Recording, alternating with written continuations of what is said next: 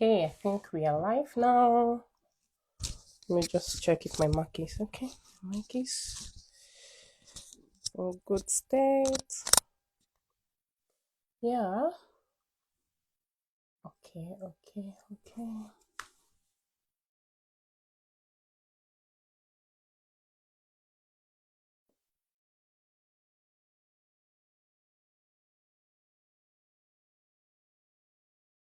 Okay, let me just.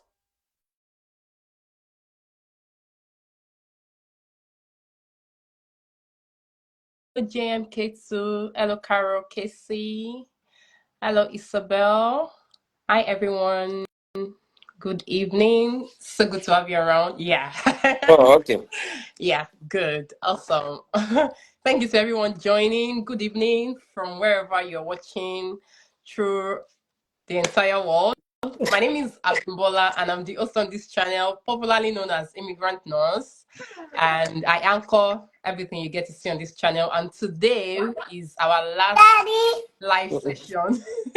Today is our last live session for the year. I've decided to make it, about finances. Here we talk about Yes. money, have conversation around money, getting started in 2025, having that goal of, building our finances and getting it right. It's just the right time to have that conversation and talk about how we are going to be managing all of that. So it's about understanding investments and stock markets in the UK. And you could pick one or two things if you're not in the UK to apply to wherever locality you are in. So let's get started. I'll start by introducing our special visitor here, which is Uthman. Uthman is a colleague and is also a friend, and he's very, very vast, and he's got the knowledge that you need to understand where to start. If you are a beginner, you don't understand stocks market, you don't understand investment, and you're looking for who to explain this to you. That is why we have him here. His portfolio is like this. So let's talk to the people who know about the money. Let's have this conversation with people who know about the money. Yeah. So yeah, Utman, thank you so much for doing this with me today. Yeah, Thank you my for joining us. pleasure. Yeah. Yeah. Yeah, it's So nice we're to be going. here. Yeah. Thank you so much, everyone, for joining in. So I'm going to start by explaining. If you have any question, there's a question button down below, just on the lower right hand corner. There's a question box there. So if you have any question while we have this conversation, kindly click on that question button and just use it as we, have this conversation. So we are starting. So we are starting with, the basics of investment. What exactly is investment? What is stocks market? Because Mm. people tend to mix it up. Some people don't know the difference between stock market, investment, Mm. buying shares, cryptocurrency, forex. They just think anything that has to do with money goes. Meanwhile, there's a difference between each concept. So can you just start by letting us know what is the difference between each of these concepts? What is stocks market? What is investment? What is even savings? Because savings is different from investment. So it's a very broad topic. It's a broad Mm. concept. But we'll try to make it as easy as possible for you all. Okay, so let's break it down. So, first of all, when we are talking about investing, so investing is technically getting your money working for you. That is what investing means. So now there are many vehicles that you can grow your money with. And one of those vehicles is where the stock market comes in. So So the stock market is a vehicle that you can use to grow your money. There are many other vehicles as well that you can use to get your money working for you. That include real estate. So you can invest in real estate as well. So the concept of investing is not just limited to one asset classes. So we have many asset classes. Stock market is one, cryptocurrency is one, real estate investing is one. Investing in startups, which are small businesses, is another investment opportunity. So those are ways people can invest their money. But one need to streamline it down to their level of risk appetite to know which one is best suited for them. If you are a high risk someone, you can go for cryptocurrency. That is very high risk and it's very volatile. You can go for stock market investing. It's also a little bit high risk, but not up to crypto. If you are someone that doesn't like dealing with anything that is digital and you feel I'm only comfortable with real estate, you can start investing in real estate. And if you feel like, okay, I only want to invest in business, then you can find businesses to invest in as an angel investor. So those are ways that people can grow their money. And when you talk about investing, it's technically you getting your money working for you. So, and then the other concept of savings. So when you talk about savings, is you technically just keeping your money in the bank. So when you keep your money in the bank, you are saving. Now we can now bring this down to many ways. Just give me a minute. Where is this? This thing. Okay. So when we now talk about savings, people can save for various reasons because not at all time that people should actually be investing their money because all forms of investment comes with an element of risk.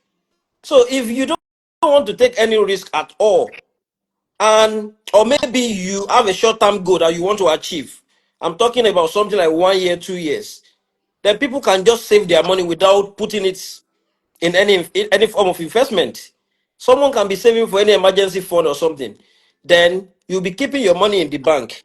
For some people that take interest, they can find a high yield interest account to put their money in. That's another form of savings as well.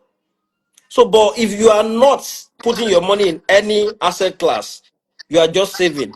So that's just the literal differences between savings and investing. Yeah. Thank you very much. I think there's one other question, but that question that you ask encompasses many things.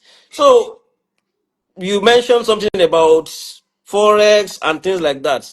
So forex, most of these asset classes that we mentioned, stock market, cryptocurrency, forex, they also have something called trading.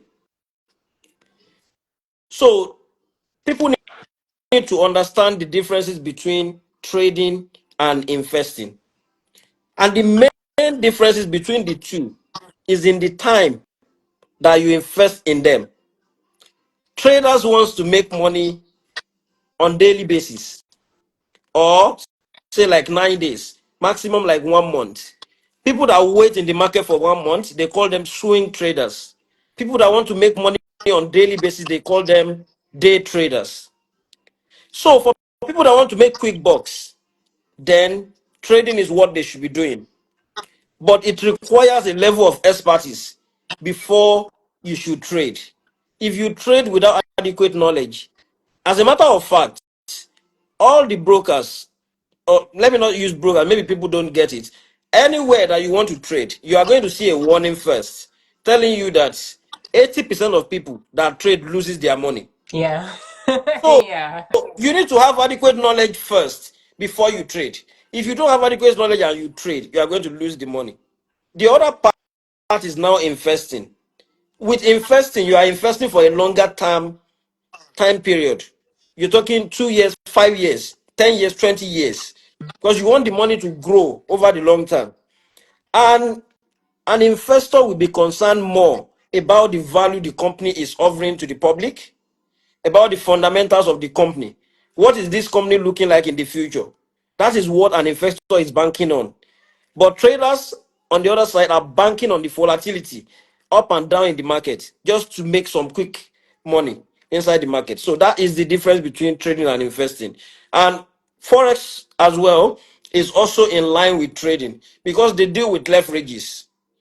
So what leverage means is that, let's say you have £100 to invest and you are trading a currency pair. So let's say you are trading USD and GBP, which is our pounds here. So that's how you are going to have it in your Forex app. You can either long or short it. So when you long, you are banking that the USD is going to go up than the GBP, which is the pounds. So when you long it like that, you bought it. So you are what you are saying is that I'm betting that dollar is going to go up than pounds. So if it goes up, you make money. But if it goes down You and lose. pounds become stronger, you lose money. Yeah. On the other side, you can short it. When you short it, what you are betting on is that pounds is going to go higher than dollars.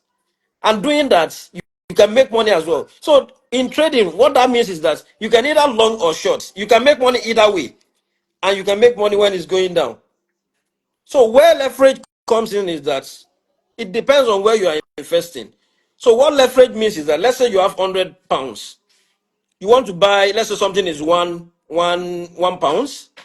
You know, when you want to buy something with £100 and it's selling for £1, technically you should get like 100 units. But if you are trading with leverage, instead of getting the 100 units, if they are doing times 10 leverage, what you are going to get is 1,000 units. So you can see that if it just goes up one by one, you are making a gain of like 1,000. That's where leverage works.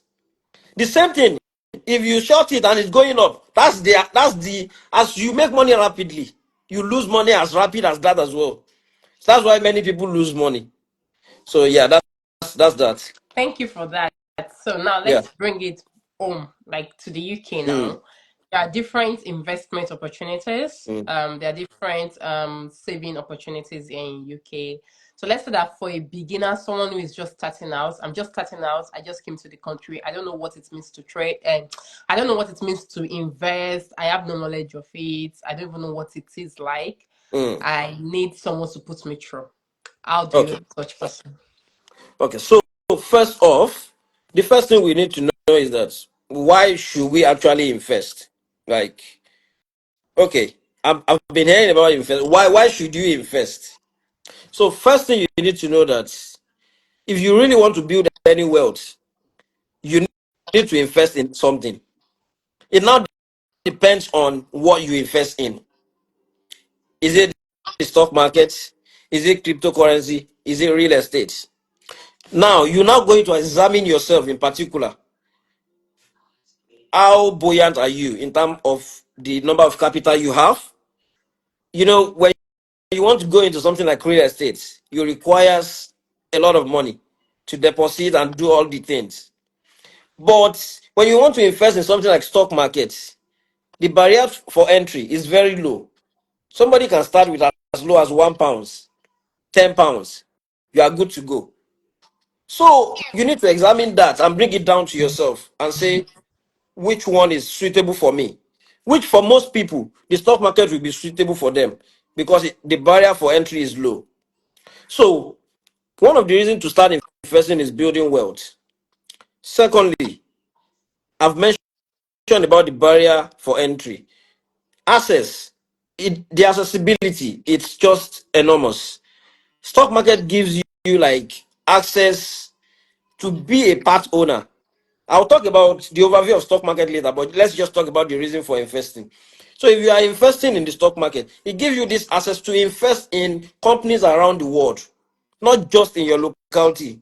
You can invest in companies in like the US, even India, Japan, everywhere. It gives you that kind of access. Another thing is that maybe you are working to achieve financial freedom or retirement early. The only way you can do it is through investment. Keeping only your money inside the bank will not grow enough to retire you. But when you invest the money and compound interest took place, then you can grow your money. So those are the reasons why anyone should start investing. So now you understand the reason why you should start investing, and now you want to start investing. Bringing it down to the topic of discussion, which is the stock market. Before you start doing anything, not even just the stock market, anything at all, before you start any form of investment, you need to make adequate research to understand what you want to do. Whether you want to invest in real estate, you want to invest in stock market, you need to understand what the stock market is all about before you now say, I want to put my money there. Because if you don't understand what you are doing, chances of you losing your money is very high. And you should know that when you are doing any form of investment, your capital is always at risk, which means you can lose money if you don't do it right. So now you've understood that one. So let's go to overview of the stock market. So you've been hearing about the stock markets and you are thinking, what is it about? So this is a brief overview. Let's say Mr. A owns a company and he has raised capital from his family and friend, from banks and everywhere to grow the company. They have now gotten to a stage where they want to raise more money and they don't want to go to the banks again. So they now decided that, oh, there is another way that we can raise money. We can actually put make our company public. So when they make a company public, people might have been hearing that as well. Like a company is going public. So what that means is that they are going to list that company on an exchange. And the biggest exchange in the world is the New York Stock Exchange and the London Stock Exchange. So Mr. A is going to take his company to those exchanges to help him list it. So once the company has been listed, then the company is now available for you and I to buy their share. So the company is the stock. What you are buying is the share of that stocks. So when you buy a share of a stock, you buy a share of a company, you now become a part owner. How do we speak in it?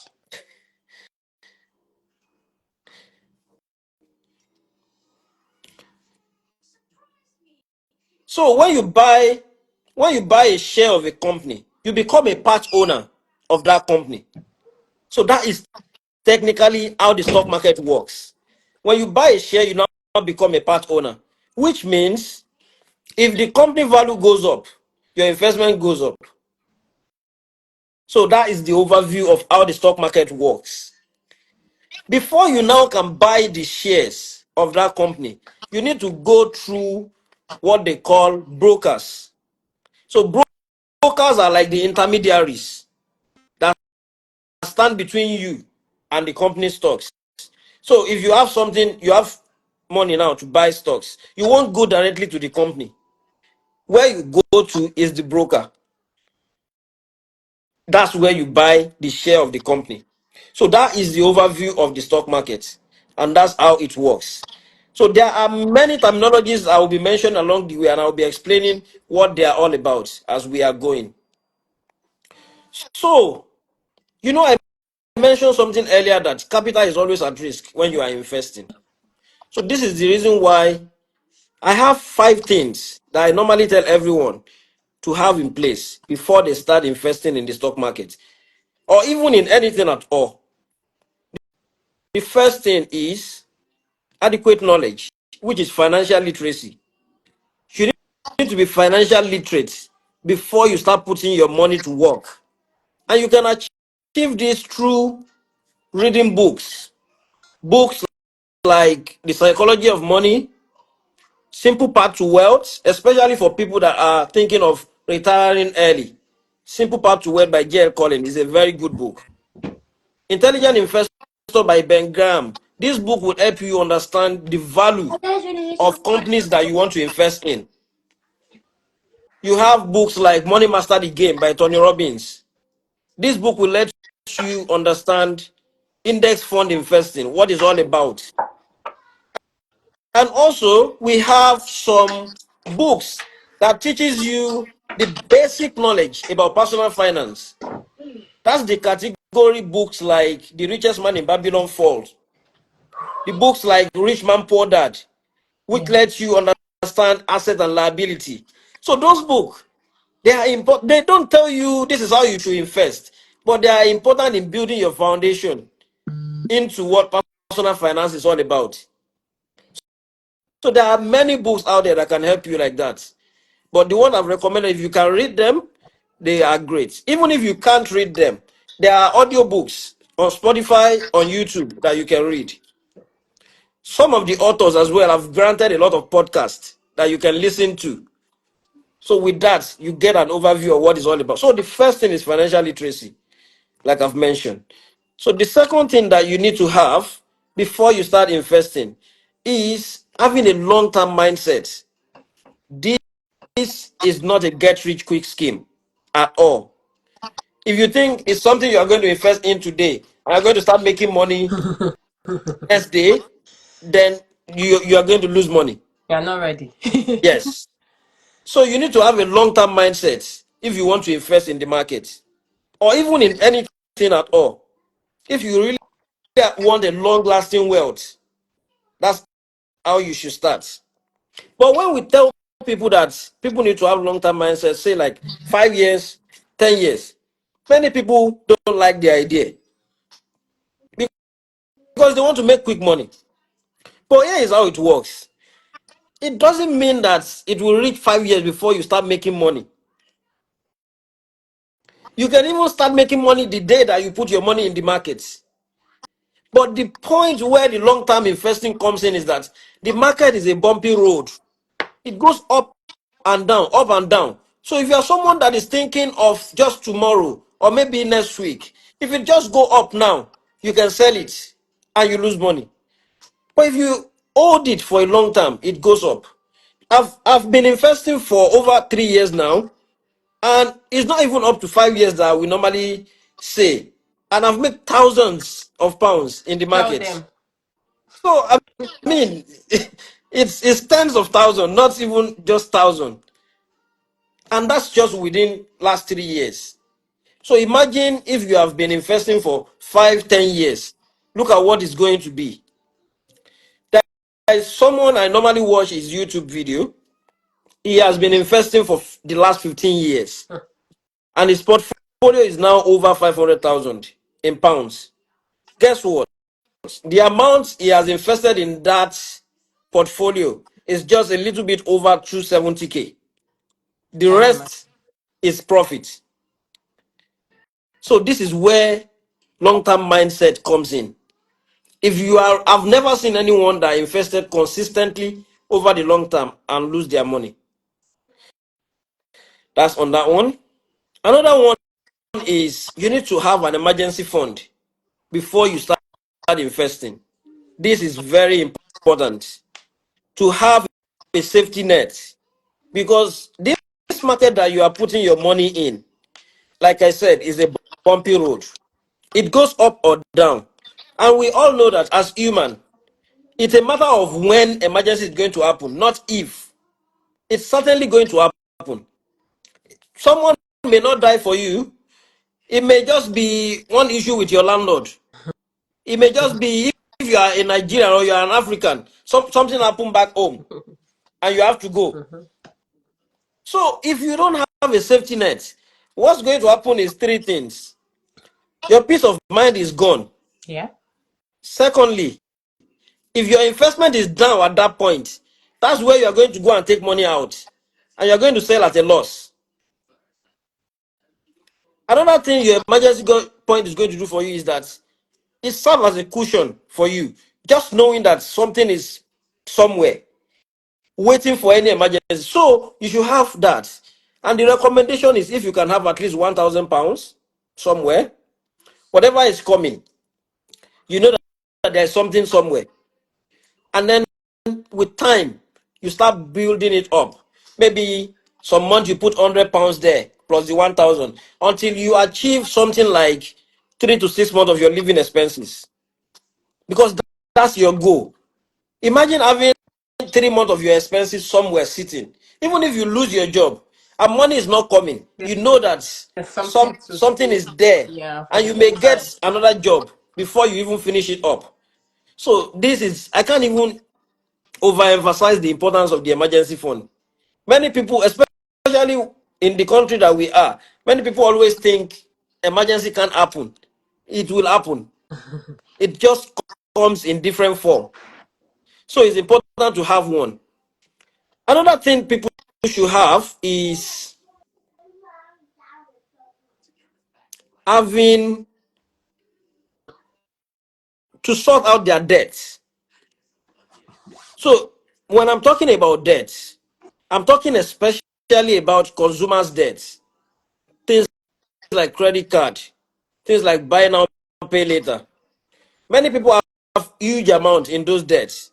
And the thing is that the interest rate on this debt are ridiculous. The least amount of interest rate you see on credit card is like 18 to 20%. You can imagine that. And the interesting thing is that the benchmark for the stock market, which is the S&P 500, on average over the long term, gives like 10% return. Now you are owing a debt of 20%. So that's technically telling you that if you pay off your debt, you are actually making more money than investing your money, because the interest on the debt is 20%, and what you are expected to gain on average in the market is 10%. So paying off a 20% debt is wise than investing in the market. Even though the 10% on average in the market, what it means is that sometimes the market will go up 20%, sometimes it will go up 4%. So it now evens out. Like this year now, the S&P has gone up like 26%, which is crazy. So if you put £100 in January, it will be worth £126 today. Now imagine you put 100,000. Look at what it's going to look like. So that is on that one. So people need to have these things in place before they start investing. Once you have those in place, then that's a recipe for success in this journey. Okay. So after we have those things in place now, and you have made adequate research, you now want to start investing, right? Yeah. So, as someone that is a resident in the UK, there are two ways that you can invest in the stock market. The first way is through what is called general investment account. So, if you remember in the beginning, I mentioned something called brokers, Yeah. right? And then let me clarify some terms before I move forward here. Some of the terms I will be using now that we are entering the realm of stock market investing. I'm mentioning terms like ETF. What ETF means is that it's the full meaning is exchange traded fund, and that's technically a basket of company. So let's say you have a basket like this. Inside that basket, you now have different companies. So when you buy that basket, you are having a slice of all the companies inside it. That is what exchange traded fund means. A popular example is the S&P 500. The S&P 500 is the ETF, which is the basket. It now contains the 500 largest companies in the US. So if you are investing in the S&P 500, you are getting a slice of all these companies, which include all the biggest company you can think of. Microsoft, Amazon, Nvidia, Google, they are all there. And that is why ETF are termed as low risk. Because imagine investing in 500 companies. All the 500 companies will not go down at the same time. As some are going down, some will be going up. So that is what exchange traded fund means. You can find people using exchange traded fund and index fund interchangeably. They are basket of companies together, and they are tracking an index, which is the S&P 500 in terms of that. We also have some funds that are tracking the world index. So when you invest in such, a popular example is Vanguard All World ETF. When you invest in that one, you are investing in over 3,000 companies. But that is not just in the US. So for someone that doesn't just want all his investment to be in the US, then where they are going to be is investing in something that is more diversified. Diversifying. Yeah, that's the word. So Vanguard All World is more diversified than the S&P 500 in that It's just 57% of it that is in the US. Certain percentage is in Asia. Certain percentage is in Europe. So that one cut across all. So people can consider that one as well. So now back to ETF and index fund. People use them interchangeably, but there's a slight difference between them. The difference between them is that you see exchange traded fund, it trade as if you are trading just normal stocks. Like, okay, how do I explain this for better clarification? So, I mentioned the two largest stock exchange, Yeah. the New York Stock Mm-hmm. Exchange, the London Stock Exchange. So those exchanges, they have time that they open.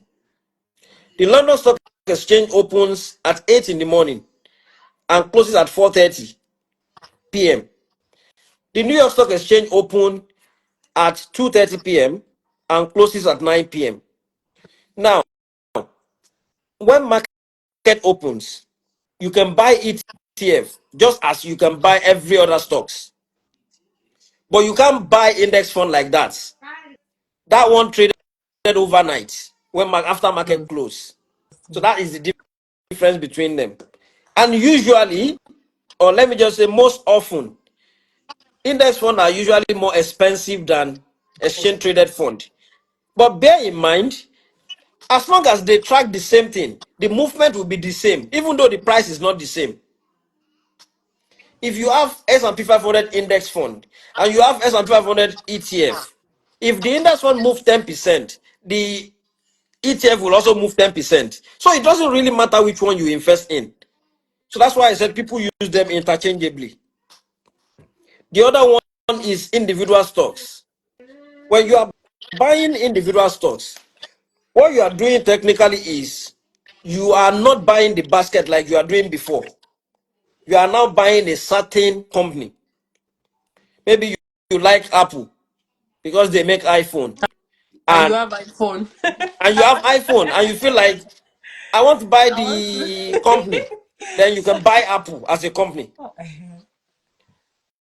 You like Tesla, you can buy Tesla as a company. Many of the big companies around the world are like that. You can just buy the share.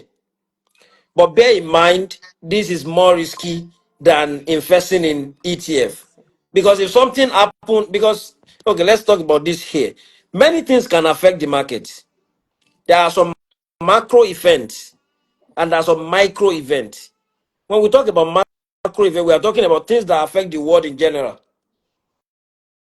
The nearest example is COVID. COVID happened in 2020. The stock market was down about 40%. This one, everything was down in the market. Nothing was up. That's a macro event there.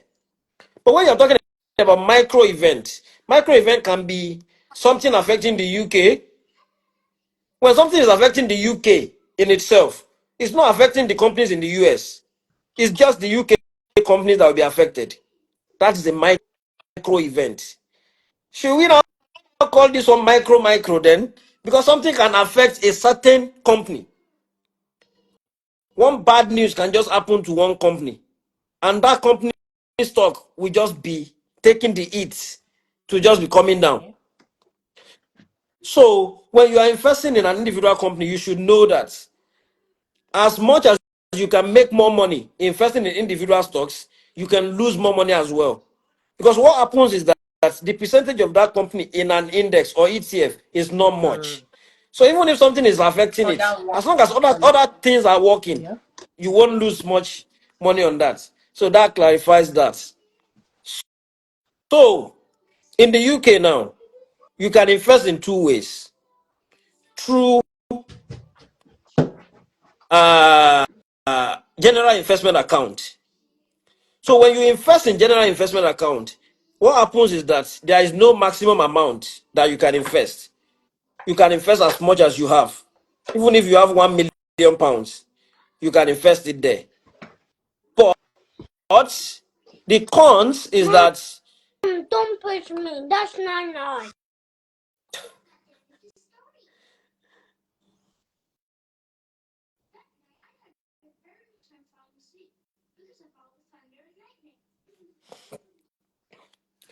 So the cons of investing in general investment account is the fact that after all is done and you want to cash out your money, you are going to pay tax on your profit. So you are going to pay what is called capital gain tax.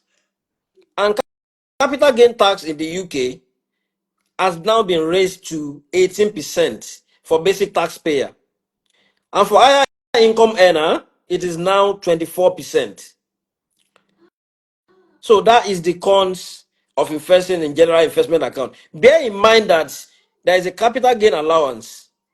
There's a capital gain allowance of £3,000.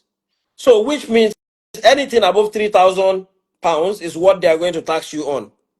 And for dividend as well, any dividend that is above £500 is what they are going to tax you on. Those money can seem much, but they are not much in the grand scheme of things. With £10,000 invested in dividend stocks, you are going to make £500 annually with those dividends.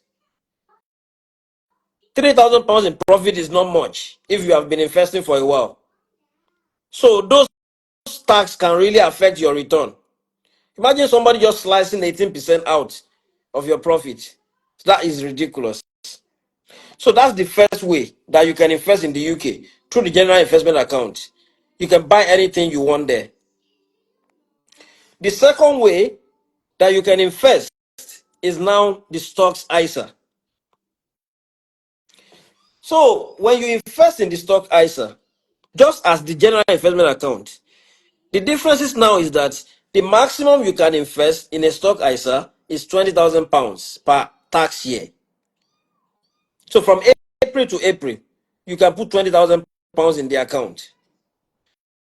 So for those that doesn't really know what the stock ISA is all about, an ISA is an individual savings account that is just for UK residents. And there is a £20 allowance for you to put in this account. And there are four types of this account. We have the cash ISA, we have the stocks ISA, we have the innovative finance ISA, and we have the lifetime ISA. So those are the four types. Bear in mind that across these four, you only have £20,000. You can now do as you wish by spreading the £20,000 across the four, or if you are 18 and above, you can put the 20,000 in the cash ISA. If you are 18 and above, you can put the whole £20,000 in a stocks ISA. Same thing for the innovative finance, but that one doesn't really concern irregular people. They are just for peer-to-peer lending. Lifetime ISA is the only one that is different among all. And I want people to listen carefully here. So for lifetime ISA, the maximum you can put in the lifetime ISA is just £4,000 out of this 20,000. And the problem is now in the terms and condition of a lifetime ISA, in the sense that you can only withdraw money out of this lifetime ISA if you want to use it to buy your first home. Secondly, if you are 60 and above. Third, when you become terminally ill. And bear in mind, when you are buying your first home, that home must not be more than 450k. So those are the conditions associated with the lifetime ISA. So if you know that you are someone that is not going to stay in the UK for long, maybe 1 year, 2 years before you find your way to wherever you are going, then the lifetime ISA is not for you. Even though the benefit is that you get 25% of any amount you put in the account. So which means if you put the maximum of 4k, you get 1k. But if you get this amount and you are living in 2 years, you want to take it out at that time, you pay a penalty of 25%. So what's the point? So give me 1 minute.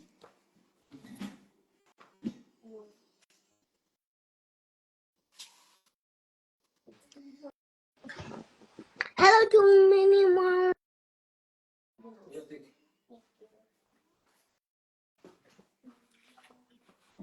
Okay. So if you know that you are not going to stay long, what's the point of putting it there? So that is what the ISA is all about. But A little clarification. If you put your money inside a cash ISA, I'm talking about what they are all about now. If you put your money inside a cash ISA, consider a cash ISA as just like a normal savings account, but with a little bit higher interest rate. And the maximum you can put is 20K, and you're not going to pay tax on your interest. Stocks ISA is where you build wealth, where you can invest in stocks of companies around the world. And the lifetime ISA, inside the lifetime ISA as well, you have both cash option and the stocks option. So you can do whichever way you like. But here is the gist.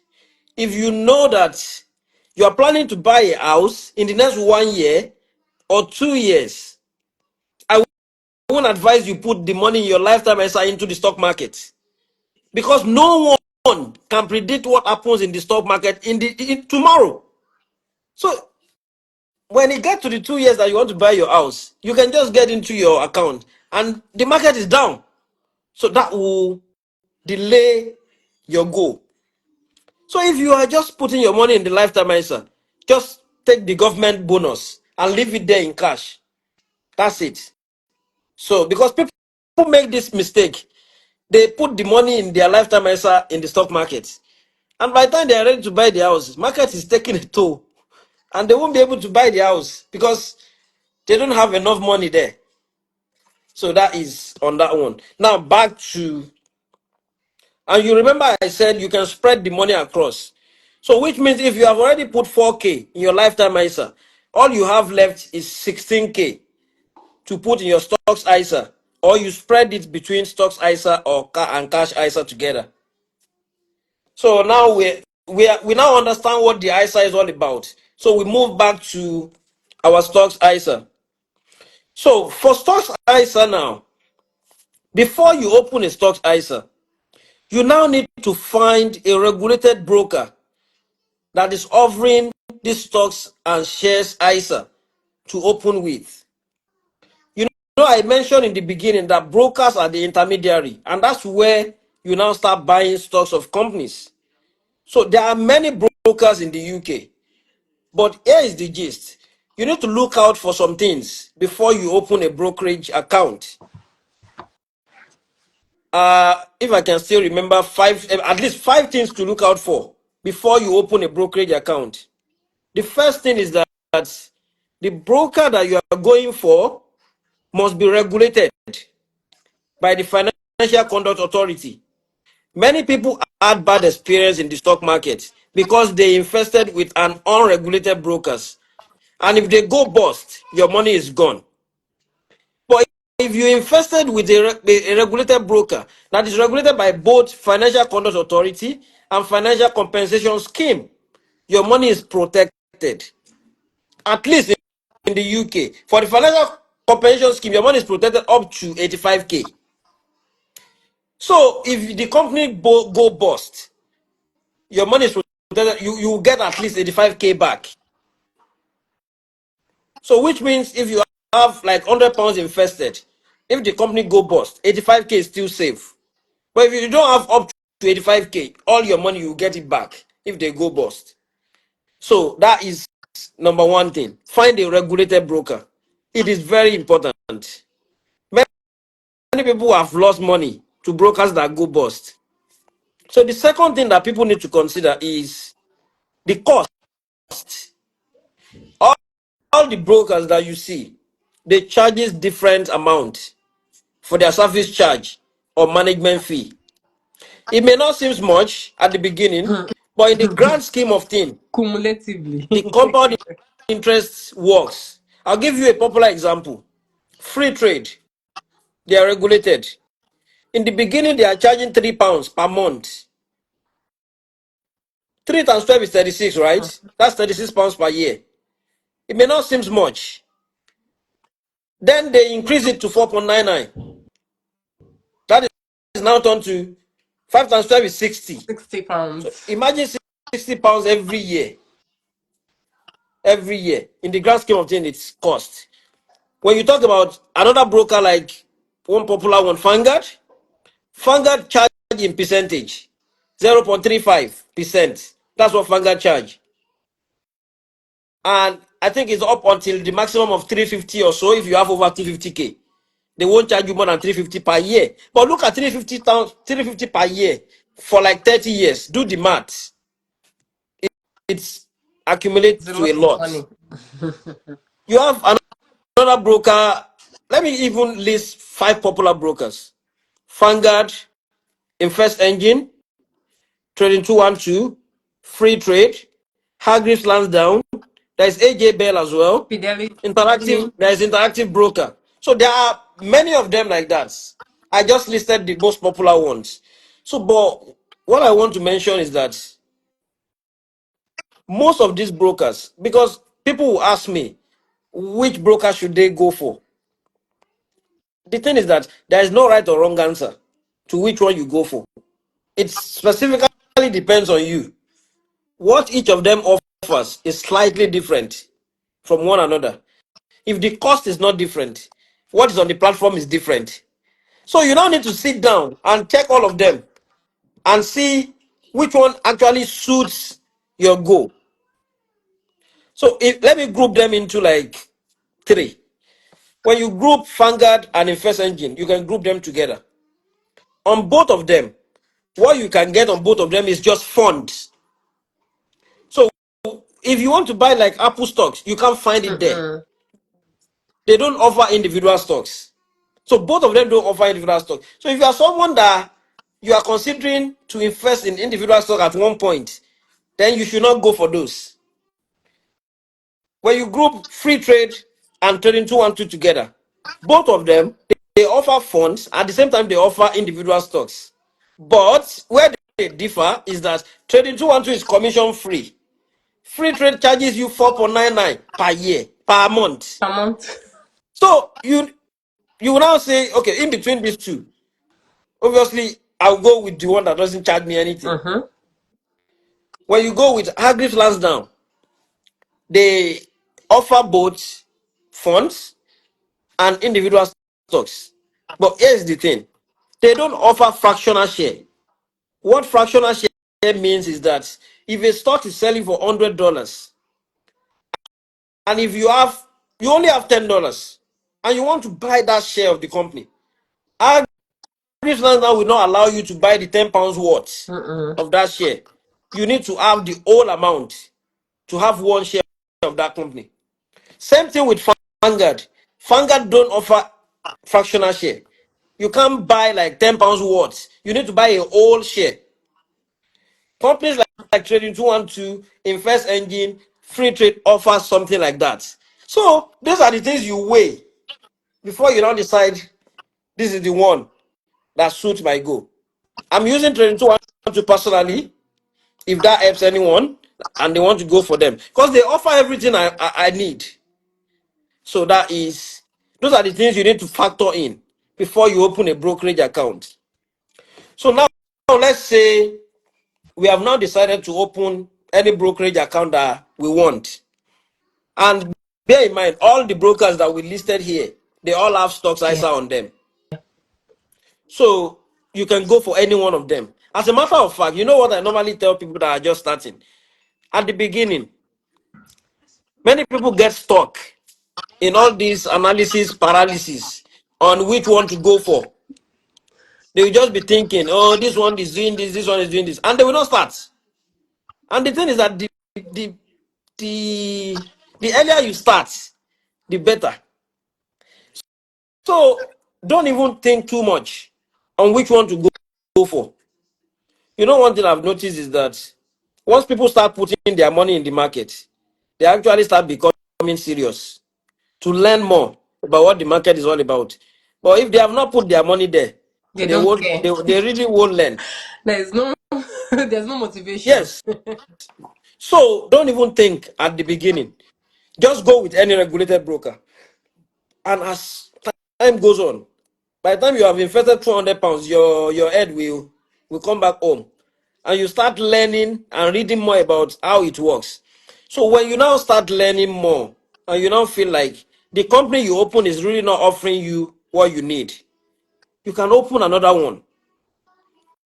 In the UK now, they've allowed you to have multiple ISAs in a year now. Yeah. So before, back in 2022, 2023, you can't open multiple ISA. You have to transfer your money from one ISA to another. Hmm. And some of them will not allow you to transfer your assets. You may have to sell the asset first and transfer the money. So now you can open multiple. If one is not giving you what you need, just open another one and you move your money from there later. So don't think too much at this beginning stage. Just open an account and start. That's the most important thing. As time goes on, do whatever you like. So now let's say we now open an account. It's very straightforward to open any of these accounts. All you need to do is download their app. Vanguard is the only one that doesn't have app before, but they have now Really? started. They've now started It rolling took the them app so out. long. Yeah. So they've started rolling the app out now. Something came to my mind now. So I'll continue from account opening. Let me write it down so I won't. That's what I said. This topic of when you talk about investing, we can talk about it till night here. There's so You just much, be so you much just be inside. you just be talking. It's so much. It's a long conversation. So something that came to my mind is that when I mentioned all the types of ISA, there's another type of ISA for parents. If you want to open an account for your kids I and you was want to going to grow ask you. their money, it's called a junior ISA. But instead of giving £20,000, they are giving £9,000. So the kids, you can invest up to £9,000 in a year for them, but you don't have to. £100 every month counts in the grand scheme of things. The only downside, though, I need to mention it, is that you can't withdraw this money out until they are 18. So, here is the gist. If you know that your household income is not so much, and you don't actually have anything you are comfortable to now leave in a locked account, quote unquote, up until 18 years, if you know that you can't max out your own ISA, you may not actually open a junior ISA because your own ISA is accessible to you at any time. So you can use the money. But if you can put something out, you know, that's actually the best account to grow wealth because you can't take the money out. And you can You just leave. invest that money. You can't leave it. You just leave it there and forget it. I don't see You just anything you are going to you just invest set in your for direct 18 debit. years. Yeah, for 18 years, and you are going to lose money. So it's a very good way. I posted something on TikTok. It actually gained like 1.5 million views. That if you invested £200 right from the time that your child is giving birth to, and you are investing it every month, by the time they are 18, you are going to have over 86,000 in the account. Interest free.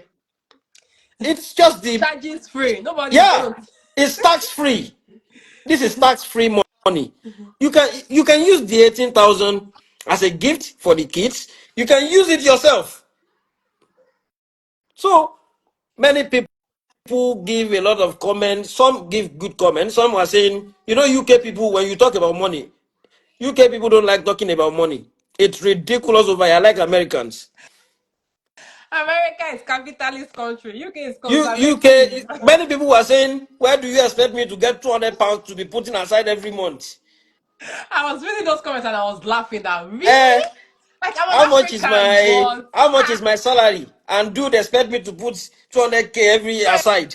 okay, that you can go and you will eat pizza, you will drink Exactly. alcohol, you will smoke from it, and before Exactly. you know it's finished. That's the thing. So little things like this really count in the grand scheme of things, but many people don't know. So junior ISA is there for your kids. As a matter of fact, the junior ISA can be used for many things. If you are even rich, and you have maximized your own ISA, and you still don't want to pay the tax, you can use the junior ISA. You just know that you can't take those out until they are 18. So that is so I just remembered and I thought to mention it. Now back to account opening. Most of these platforms are so easy to open. All you need to do is download the app. If it's Vanguard, go to their website. The next thing is going to ask you is to verify your identity. Verification of identity is easy. You can use your driving license. You can use your BRP. You can use your passport. Just Once proof identity of is, yeah, identity, yeah. and your address. Once that is done, that's it. The next thing is for you to add fund into the account. Investing. So you just link it to your bank account. Once you link it into your bank account, then Set your you direct can deposit. now start buying anything you want to buy. It's that simple. So, but where the problem is on where to invest in. If you remember, we have talked about ETF, index fund earlier. We talked about individual stocks. For someone that is just starting, don't even bother to think about individual stocks yet. Even if you have interest, don't think about it yet. Start with investing in funds. You know, I mentioned these funds are basket of companies. They have many things inside. They are well diversified. Your money is spread across many things. So it is advisable that you build the foundation of your portfolio on this fund so that you know your money is kind of safe, quote unquote, because they can't just drop 100%. It's impossible. They can take a hit, 20%, but if a fund is taking a hit of 20%, you should know that individual stocks are taking a hit of 40%. So build your foundation on funds like the S&P 500. There is a story, I don't know how true it is. So Warren Buffett said when he died, all his money should be invested in a fund, which is the S&P 500 for his widow. So if one of the, as a matter of fact, greatest investor of our time suggested such fund, which is the S&P 500, even though he's an American and he believes in America so much, then you should consider it as well. This man is worth hundred of billion. I mean, I'm working with NHS, so it's something you should consider as well. If you are someone that doesn't just want all your investment to be in America, then you can consider things like the Vanguard All World ETF, which is diversified across the world. It has done well over the years as well. I think the S&P only beats it like 2% or thereabouts in the last 10 years. So you can consider that. The ticker symbol is VWRL. And for the S&P 500 is VUSA or VUAG. So those are the ticker for the S&P 500. So you can start and build a foundation of your portfolio on that. Now, as time goes on, and you are now learning about how the rope of this investment works, and you want to start investing in individual stocks, you know, the best way to start investing in individual stocks is actually investing in things you use and understand. Because let's say we all use Amazon. You use Amazon every day. Even though you don't understand all the AWS part of Amazon and things like that. But you know that this Amazon I'm using doesn't look like a company that is going anywhere in the next 10 years. I think I'm interested in these stocks. So once you develop an interest like that, the next thing for you is to do some little research. But if you are someone that just want to invest passively and doesn't want to do any research, don't invest in any individual stocks. Just invest in stocks, in ETF. funds. Yes. But if you want to, I mean, you want to have the adventure, you need to do research. Then you can go to places like Yahoo Finance. There you are going to see individual companies. You are going to see all their valuation. You are going to see the price to earning ratio, their revenue, the debt. So if you can read all these things, why not consider individual stocks as well? But that's a jungle, though. You can make money, higher risk, higher reward, they say, but you can lose money as well there. But if you want something passive, just go with ETF. What else have I not mentioned? So I was going to ask you about Mm, now. My income is, let's say, £1,000 in a month. mm. How would you advise me to be able to squeeze out, considering the cost of living currently? things Mm. are, increasing, the prices of things are increasing. How would you advise me as an individual to actually distribute my income in a way that I can still manage to invest and Mm. still get emergency savings after paying all my bills? Because Okay. a lot of people So, want to invest, but they tell you that the money I'm earning is not even enough for me to eat. So how do I come up with investment money? So let's talk about that. here is how it works. No matter the amount you are earning, the rule is simple. It sounds cliche, but it's very simple. First thing you need to do is you need to live below your means. There are three things that take most of our money out. That is the housing, transportation, and food. That is where we spend most of our money in. If you are someone that is earning, that is on low income, then you should review these three expenses first. Where it's good to start is actually to download 3 month statements, bank statements. If you download 3 month worth of your bank statement, study those three bank statements.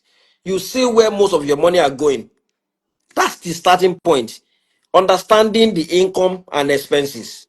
Once you understand this is where my most of my money is going, then it now needs to lead to where do we need to cut out of all these things?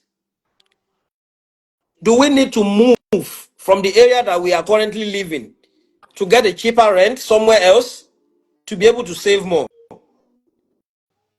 Do we need to cook more in the house rather than eating Eating out. out Yeah. to save more?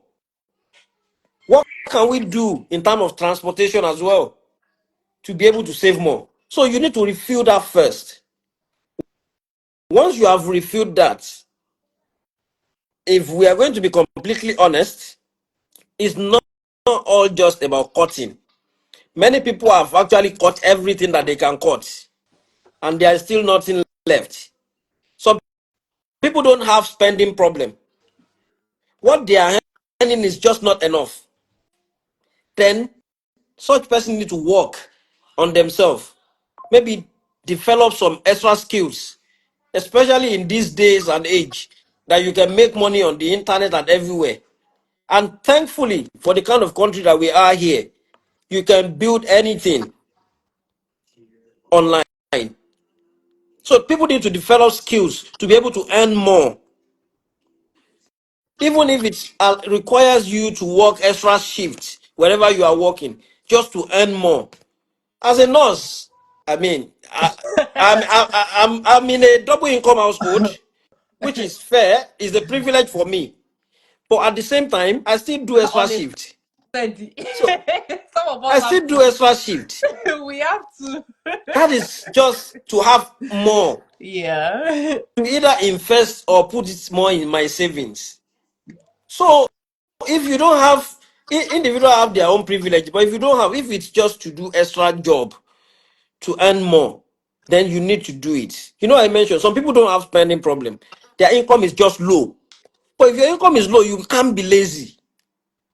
So you need to find way to increase your income, either by developing a skills or by working more hours, by trading your time to earn more.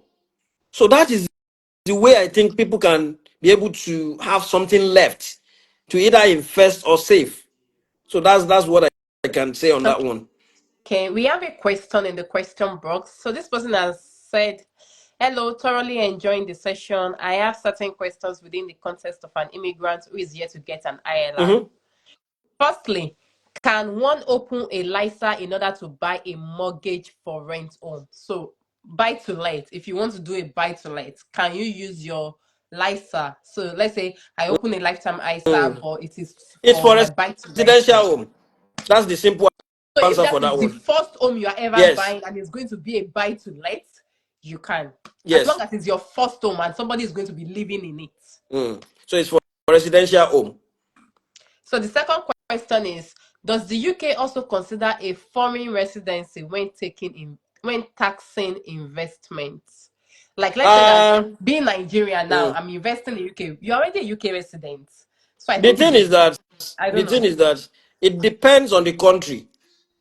Some certain country has a certain agreement with the UK, whereby if you are a UK resident or you are a UK citizen, if you move to those country, you are not going to be taxed in two ways.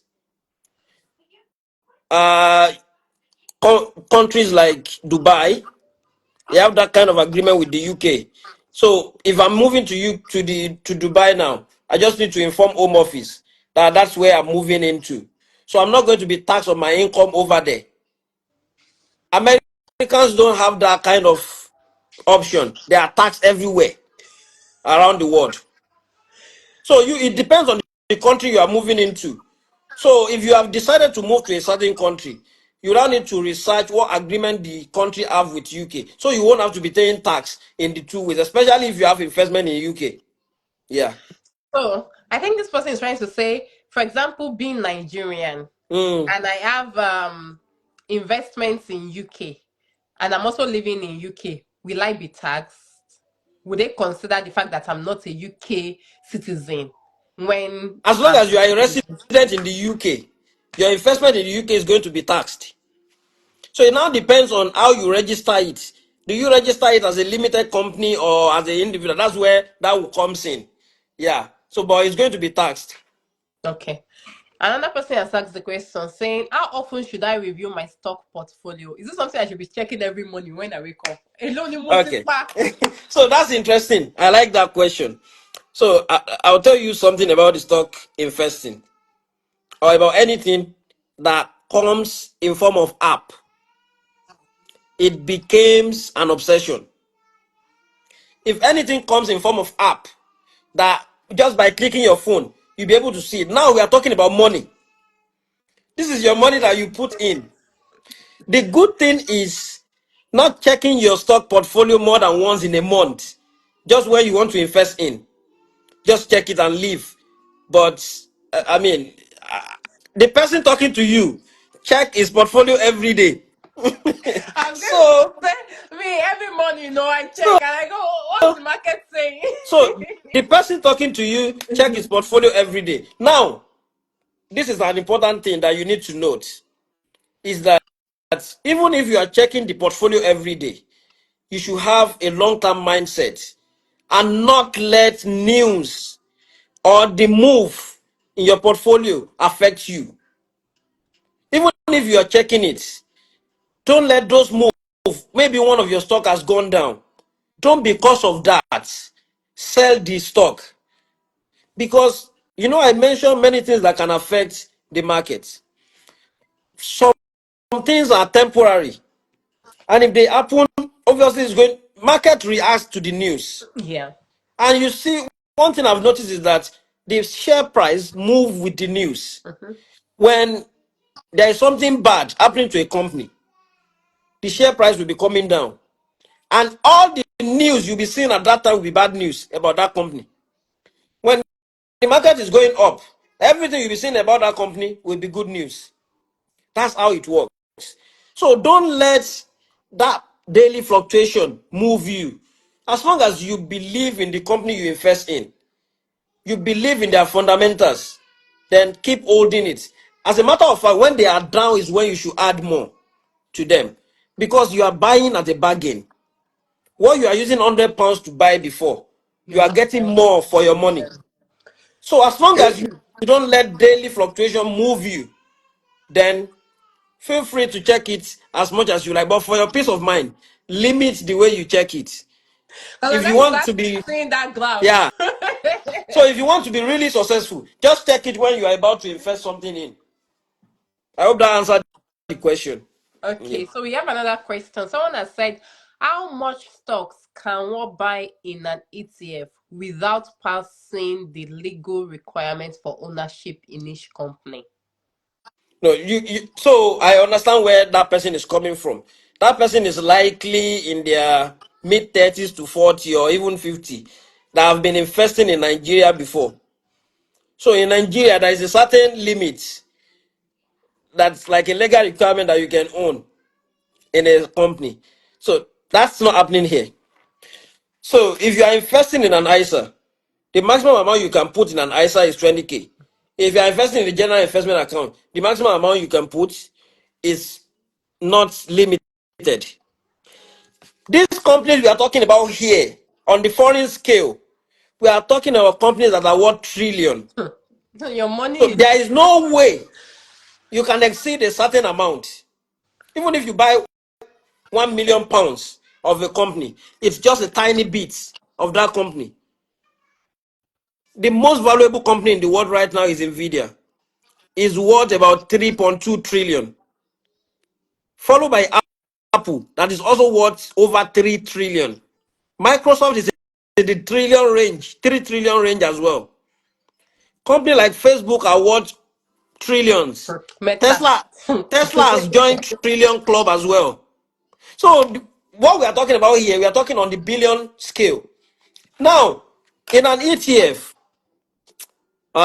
to make it more clear, the S&P 500, it contains 500 largest companies in the US. The Magnificent Seven, which are Nvidia, Microsoft, Apple, Google, Meta, Tesla, as one of them, Amazon. Amazon. They two they take about 33% of the S&P, meaning the highest among them just take like 7%. So you can't beat any limits when you put your money there. Your money doesn't move anything in this market. Yeah. Thank you. Another question is it necessary to link your Nigeria TIN to your investment account? It doesn't really matter. No, no, Doesn't matter. no. I don't think you have to. No, it doesn't Keep matter. sending your question, guys. Keep sending your question. We are coming to the end of the live program. If you have further questions, please drop them using the question mark button down below. You see it at your lower right hand corner, if I'm correct. But there's a comment thing that has a question mark in it. You can drop your question in there, and we would be happy to answer your questions. Thank you. Uh, So, uh, just some things that just came to my mind now. So, some of the questions that people ask is, how much can they start investing with? I was going to say There's so. there's That's the no question to there's no answer. barrier to entry. Some of these brokers will allow you to start with £1. Another question that is popular is, can I withdraw my money? When you invest in a stocks and shares ISA, you can withdraw your money anytime. Before, when you want to withdraw your money, it usually take like 24 hours. But I withdraw money recently from my trading 212. I withdraw about 1,500. It just drop in my account like I do normal transfer. If you are using money box, it can take like 3 to 4 days. Yeah. So Your trading withdrawal 212 can take 3 to 4 days. just dropped in my account. Although after the transaction, they gave me a notice that it might take 24, 48 hours, whatever. And it's just like transfer. I just saw it in my account. So you can withdraw your money anytime. Just consider those business days. And your money is safe in this account because they are regulated. Yeah. Okay. So Somebody that has asked just another question. Can you explain what dividend stocks are? How do oh, they work? I actually forgot to mention that. Oh, okay. I'll talk about two things. I won't talk just about dividends. How do you actually make money in the stock market? You make money in the stock market through two ways. The first way is through capital appreciation. By capital appreciation, what I mean is that the value of the company you invested in has gone up. Let's say today, Tesla stock is selling for $100, and I put $100 in it. And by next week, that stock has gone to $200. That means my $100 has turned to $200. So I've made $100 on it. That is called capital appreciation. That's one way to make money in the stock market. The second way to make money in the stock market is through what is called dividends. What are dividends? Dividend is simply a stock, a company sharing their profits with their shareholder. Now, not all the listed companies pay dividends. Some pay, some don't. That is why it's essential that before you invest in anything, if your goal is to get dividends, you need to read about the instrument details. of that company to know whether the company is paying dividends. Dividend or not. Because sometimes, if you are investing solely for growth, dividend doesn't really matter to you. All you are investing for is the growth of that company. But there are many growth companies that still pay dividend. Apple pays dividend, Yeah, I and was they going are to say growth that. stocks. Google just started paying dividend this year. They are growth stock. Company like Tesla don't pay Tesla, dividend. they don't. Amazon don't pay dividends. Some companies are known as dividend king. That is because they have been paying dividend out to their shareholder, and they are growing that dividend every year for the last 60 years. That's where companies like Coca-Cola falls into. Procter and Gamble, that's where they falls into. PepsiCo, that's where they falls into. Some companies have been paying dividend and growing the dividend for the last 25 years. They are called dividend aristocrats. There are many companies there as well. And just a bonus tip, most of the companies in the UK pays dividend. Talking about Tesco, Sainsbury's, Shell, BP, they all pay You know, dividends. people like look down on companies like Tesco, Sainsbury because it's like a They are small, huge but they companies are that worth huge because billions. it's not just about the supermarket. Tesco is not just the supermarket. There's more to Yeah. Tesco than the So they are supermarket. huge, and they are billions worth companies. So dividend is now, how do they pay dividends? Some companies pay dividend on quarterly basis. That's the most common. That means they pay their dividend somewhere around March, June, September, December.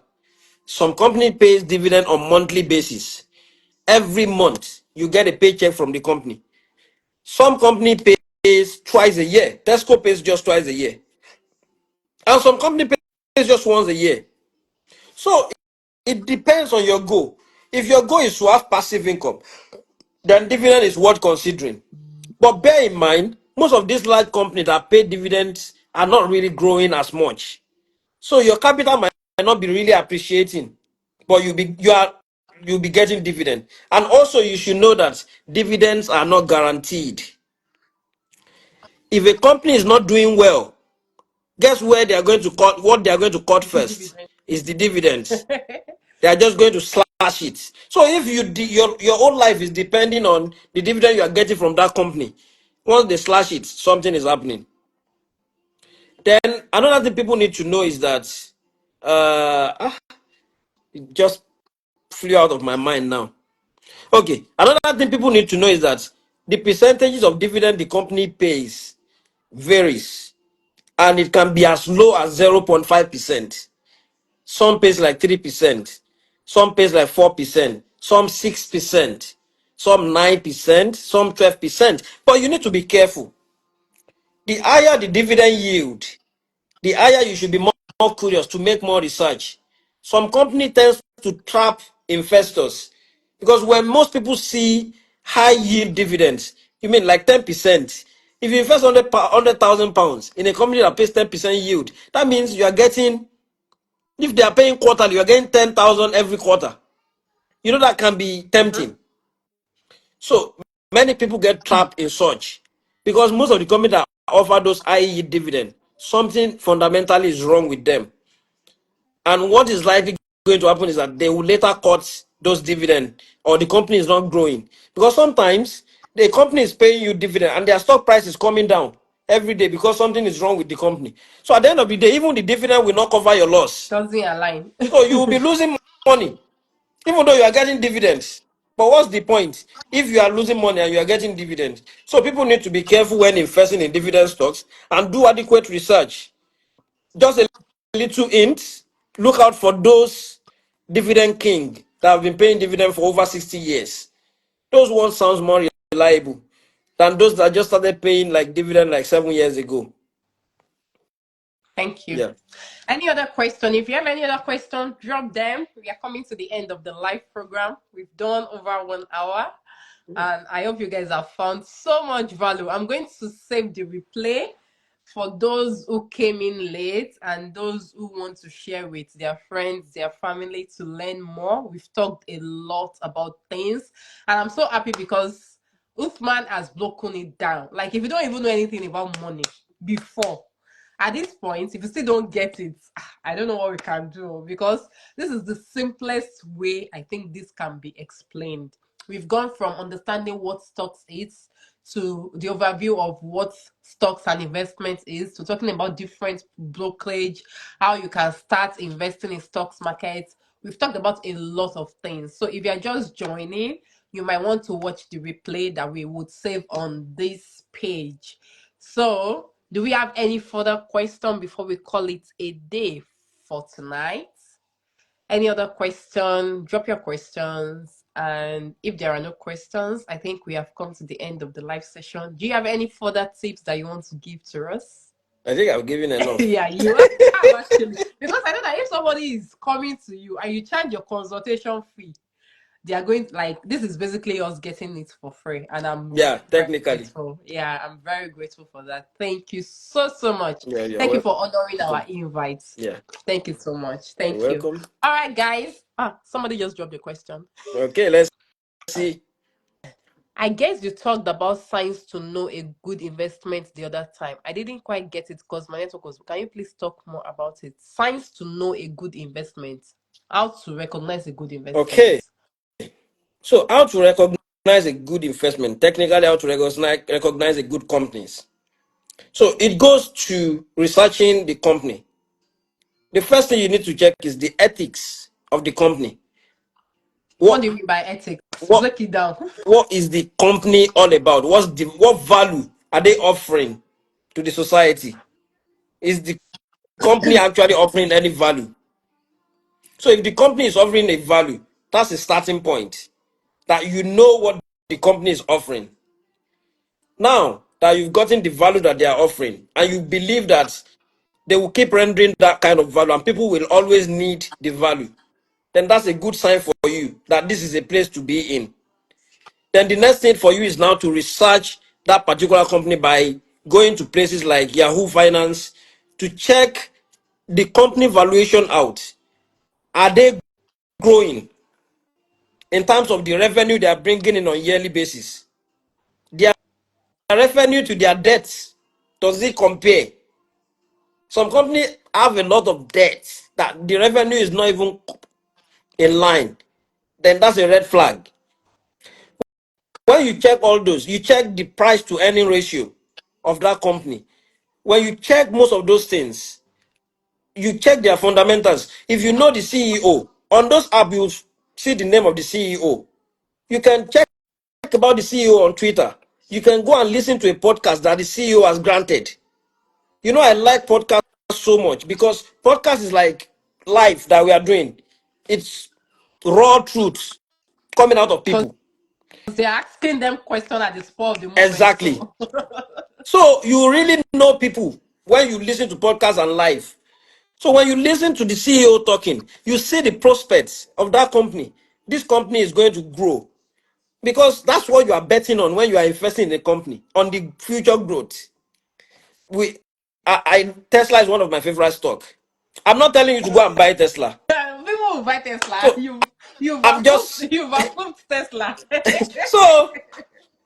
But what I'm banking on is that this company, their Model M car, Model Y, is the best selling car in the world right now.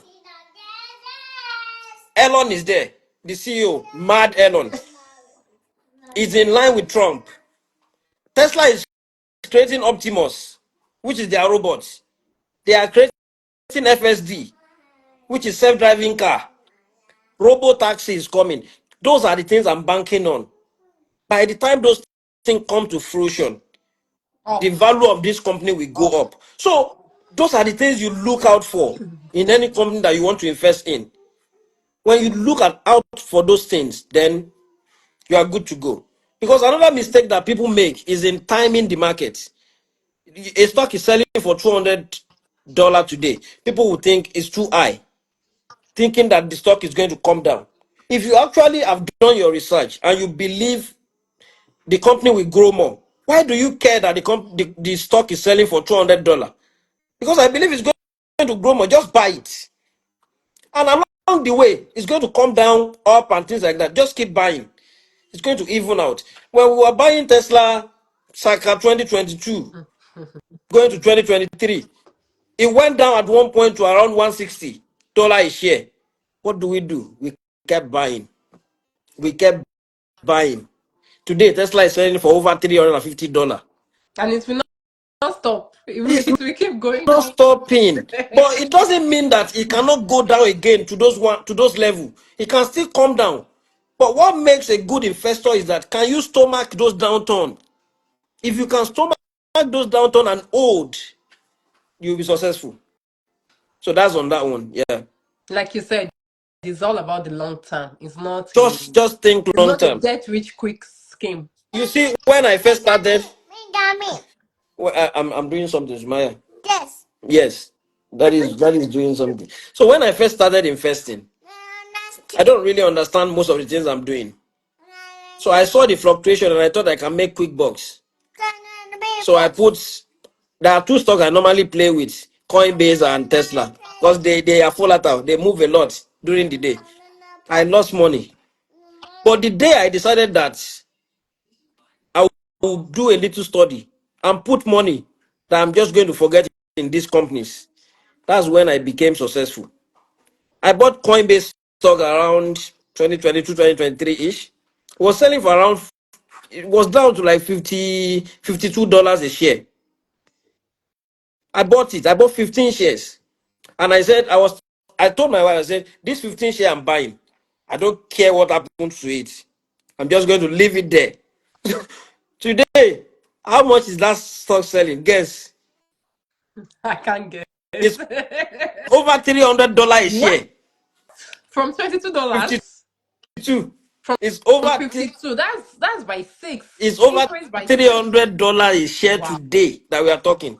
So that goes to tell you Wow. that sometimes you just need In to the space of invest less than 5 years. less than 2 years.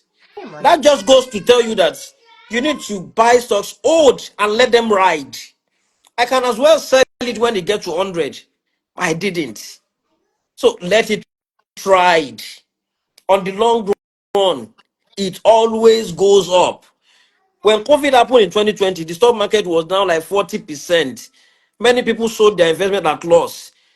The people that are smart, They they left kept it. buying it. They They kept bought buying. more. It just, in a matter of some months, the US government started printing money. Everything went crazy in 2021. People become millionaires. God have a reason for doing everything, but I wish I'm in this country around 2020 and I know what I'm doing. Because Oh my God. I know, I still think about it till today that I miss an that opportunity of a that lifetime. post-COVID, it was a Yes, post-COVID era. Oh my God. 2021 was The mad. people in America enjoyed that It post-COVID era was because mad. the money was So, all over the place. but you know the good thing. We don't know what's going to be. Something is going to still happen again in this lifetime that is still going to affect the market. Now, when it happens, are we going to be smart enough to keep buying good companies? Or are we going to be those that will chicken out and sell out? So that's that. Yeah. Thank you so much. Oh my God. Thank you so much. This is I don't know, is enlightening, is mind blowing. Like myself, I've learned a lot. I know I know little things about stocks and investments. I have my portfolio, but I've learned so much. I've learned so Well, much. Like I'm going back now to go back to open my laptop and make some changes and do some things. Like, thank you so much. Thank you you're so much. This welcome. has been very, very eye opening. Thank you so Yeah. much. If you're just joining, you came late. But the good thing is there's going to be the replay on the page and on the YouTube channel. So follow the immigrant nurse on YouTube. Utman is on TikTok, is on Instagram. His name is the Nurse Investor. I'm on If you YouTube ask as well. him, Hello. People should okay, subscribe to my YouTube yes. page. So yes, look for the Nurse Investor. If you want to learn more, hold your money because it's not free. He has given us the free part, but if you want more, hold your money. You pay for consultation. Okay? So look for the Nurse Investor and give him a follow and ask your questions. If you need more, if you think that We've not addressed all your concerns, but you want to know more. Hold your money and go into his DM. All right. Thank you so much, guys, for joining. We have come to the live end of the live session. Catch the replay if you can, and we'll see you next year. Merry Christmas and Happy New Year in advance, everyone. Yeah. Bye. Bye.